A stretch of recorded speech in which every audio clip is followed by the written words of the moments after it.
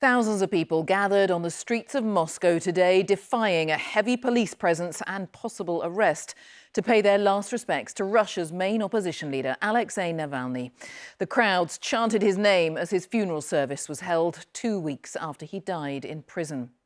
Navalny's mother was among the mourners allowed into the cemetery to see him buried, but his wife decided not to travel to Russia. Steve Rosenberg, our Russia editor, sent this report from Moscow. They came to say goodbye to the man who'd given them hope but died in prison.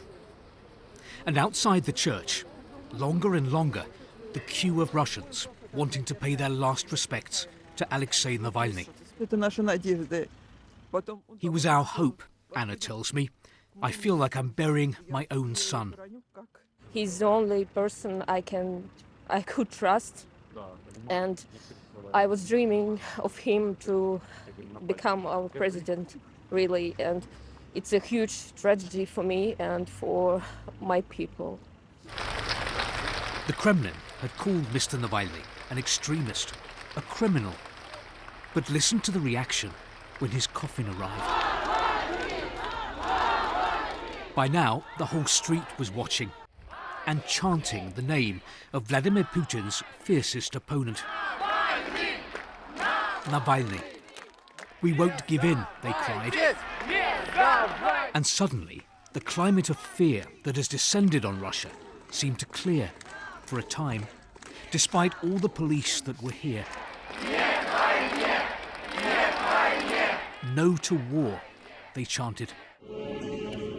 In church, Alexei Navalny's parents sat by the open coffin as an Orthodox priest recited prayers for the soul of their son. Mr. Navalny's death, first and foremost, a family tragedy. When the service was over, the coffin was carried back to the hearse. Then, from his supporters, a spontaneous show of respect for the man who had challenged the Kremlin. With carnations and roses, they sent him on his final journey. And the crowds followed. As they walked towards the cemetery, they chanted the kind of anti-government slogans unheard on Russian streets for 2 years. Freedom to political prisoners, and Russia will be free. The authorities did not want Alexei Navalny's funeral to become a very public event, a public display of sympathy for the man who was a vocal critic of the Kremlin.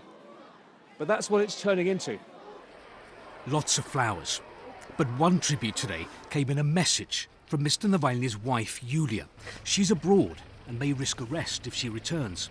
She said farewell by posting, "I don't know how to live without you, but I will try my best to make you up there happy for me and proud." As Alexei Navalny was laid to rest, a band played music from Terminator 2 and the Sinatra classic My Way. His way had been to stand up to power and imagine a different Russia he wouldn't live to see. Steve Rosenberg, BBC News, Moscow.